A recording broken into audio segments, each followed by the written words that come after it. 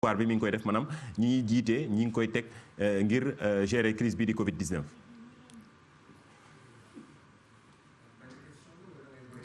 non mën nañ dem ci benn. ok pas plus simple pour l'internaute. ni président de la République sayto maanaam mbas mi am na yu baax yu mu ci def mais globalement daf ñu desee doy bi ci njëkk di ngeen fàttaliku ne dogal bi njëkk bi mu jël bi mbas mi ñëwee mooy mu ne rassemblement amatul. or jamono jooju cas importé yi ñu ñuy bëgg a rey cas importé yi moo ñu topp ba tey dogal bi mu waroon njëkk a jël jamono jooju mooy mu tëj frontière yi waxuma ne mbas mi du dugg fii waaye xëy na dinañu am jot bu doy ngir gën a defar suñu taxawaay ngir gën a am taxawaay boo xam ne dina gën a jag bi mbas mi ñëwee ak léegi ñun dañoo naxarlu di wéy di naxarlu dépistage yu néew wax naa ko fi sànq du ma si dellu si waat ndaxte dépistage yi dafa néew 16 millions de citoyens sénégalais ngay dépister 100 200 300 ñetti téeméer loolu dafa néew bi état du Sénégal yëgee ne déposé nañ cour suprême ci la Abdoulaye Diouf Sarr ñetti fan ginnaaw suñu requête parce que ñu ngi déposé le 21 bu ngeen seetluwee ci archives yi le 23 wala le 24. ngeen di gis communiqué ministère de la santé buy naan j'ai demandé à mes services d'augmenter les dépistages donc ñi doon wax ne est-ce que xeex bi am na njëriñ am na loo xam ne xëy na ñun yëguñu ko waaye am na lu ñuy def loo xam ne ñun duñu yuuxu di wax ne ñoo def lii waaye leer nañu ne Diouf Sarr boo gisee mu def loolu c'est parce que yëg na li xew Cour suprême donc li mu dépistage yi dafa tuuti or bu ñu moytuwul sénégalais yi dinañ xeex seen biir ñaar wala ñett moo nar a am entreprise yi sonn nañ bu yàggee duñu fay wala dinañ dàqe malgré dogal yi président de la république jël pour bañ egg foofu nañu gaaw a dépister fi ñu war a dépister ñeneen ñi ñu reprendre la vie économique et sociale parce que Sénégal mënul def li Chine def Chine li mu def mooy toog leen seen kër ba pare jox ñu lekk mais ñun amuñu moyen yooyu nit yi ñu ngi wax nañu ubbi jàkk yi ñun d'accord nañu pour ñu ubbi jàkk yi mais condition bi mooy bu état du Sénégal defoon ay dépistage yu doy dina mën a def ubbi jàkk yi ci ni mu gën a gaawee moo tax d'ailleurs ñii di sàkku ñu ubbi jàkk yi ñu ngi leen di ñaan ñu dooleel revendication bi nga xam ne tey mën a may ñu gaaw a retourner à la normale entre guillemets maanaam activité économique et sociale bi reprendre ñu ubbi frontières yi ñi feebar ñu faj leen ñun dañoo jàpp ne 1,000 milliards yi président de la République annoncé ñaar wala ñett la waroon njëriñ faj ber ñi ñu ber ñu jox leen ñu lekk ak dépister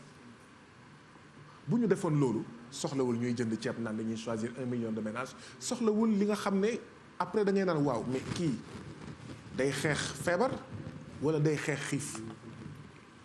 1,000 milliards yi pour man même avec 500 milliards mënoon na faj dépister ber jox ñu lekk ñi nga xam ne ñoom la ñu kii et que ñeneen ñi ñu def en fait seen activité fan la ñu fondé suñu dépistage massif bi mooy que benn réew yi nga xam ne ñooy gën a résister face au coronavirus mooy réew yi nga xam ne ñooy def test yu gën a bëri bu ngeen gisee Allemagne melul nii Italie wala Espagne wala France c'est parce que Allemagne dafay def ay dépistage yu bëri donc foog ñu dépister massivement pour mun yeewi Sénégalais yi yeewi jàkk yi yeewi église yi yeewi entreprise yi yeewi béykat yi ñu ngi jëm ci nawet yeewi ñëpp ñi feebar ñu faj leen beneen bi mooy li ñuy naxarlu mooy président de la République rusul sax ci biir mbas bi di bàyyi ñenn di enrichir waaw amoon na ñoo xam ne yaakaaroon nañ ne ak mbas mi dina delloo ci seen xel jël xaalis bi yëpp dugal ko ci xeex bi jamono ji nga xam ne suñu ay infirmier ñu ngi fóot ay gants di stériliser ay masques donc ça veut dire que amuñu masques yu doy amuñu gants yu doy ñuy toog naan waaw dañuy proposer ñi nekk ci comité de suivi bi ñu jox leen ay penc loolu jekkul, c'est indécent, c'est insolent, c'est insultant. Donc voilà, le comité de suivi bi waruloon nekk comité de suivi, comité de pilotage la waroon nekk waaye doo bàyyi jaan bi romb ba pare après nga ne ok ngay topp di dóor ci ginnaawam déedéet. comité bi daf ko waroon sanc ca ndorteel bi waaw ñu ne lan la ñuy def lii la ñuy def lii lay jar nii lay demee waaye li am solo li bi nga ko defee ba pare jox ay marché ñi nga bëggoon jox ay marché waaw nga ne léegi acca comité de suivi sax comité de suivi ban doole la am ban njëriñ la am mun nañ ko tas jaru ko. donc li daanaka président Macky Sall li mu doon def avant mbas mi dafa gën a wane li mu doon dafa gën a wane xar kanamam ci biir xeex bi donc xeex bi war na mun demee neneen war na mën a gën a gaaw war na mën a comme ni ma ko waxee bu ñu jëlee suñu doole def ko ci dépistage bi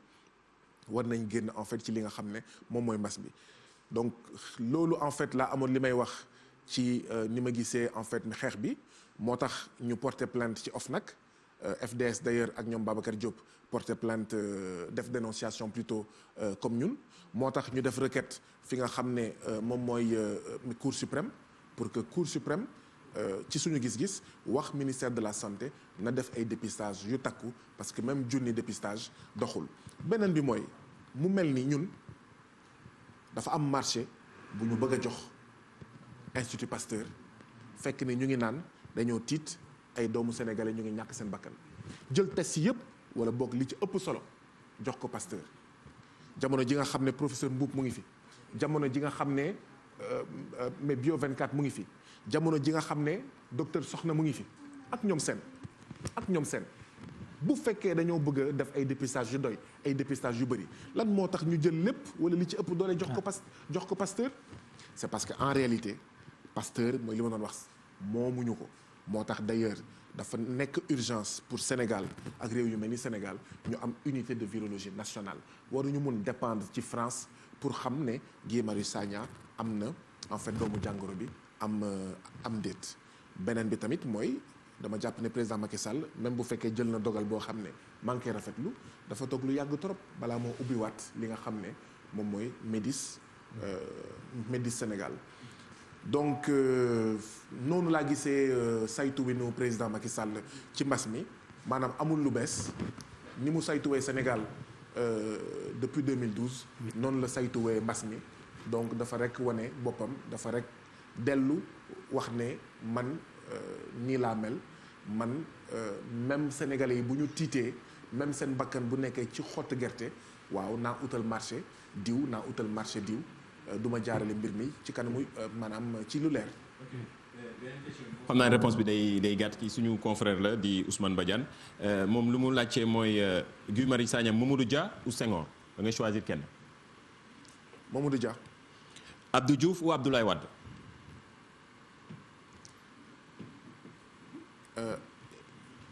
ni Abdou Diouf ni Abdoulaye Wade maa ngi rafetlu quand même Abdoulaye Wade mi nga xam ne dafa wàññi woon dangaru France ci wàllu armée française lank signé accord de partenariat économique ak ñoom seen donc foofu au moins Abdoulaye Wade wax dëgg yàlla jàmbaar la woon war nañ jël ci fànn boobu ci moom. ñu ne Sénégal dafa war a miser wu ci agriculture wala services yi nga xamante ni pour se développer yenn services yi pour développer wu.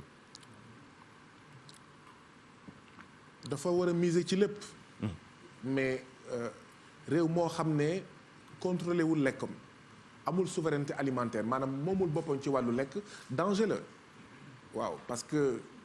réew moo xam ne 90-95% ay musulmans lañu boo contrôlé wul sa lekk boo lekkee yàpp mbaam maanaam te yëgoo ko yaa ko teg sa bopp boo lekkee ay OGM te xamoo si dara yaa ko teg sa bopp waaw boo lekkee loo xam ne sa diine nanguwu ko boo lekkee loo xam ne baaxul sax ci wér-gu-yaram yaa ko teg sa bopp. donc foog ñu am souveraineté alimentaire foog ñu am souveraineté numérique foog ñu am ay souveraineté yu bëri. capitale Dakar Thiès ou Kaolack ou beneen région bu dul Dakar.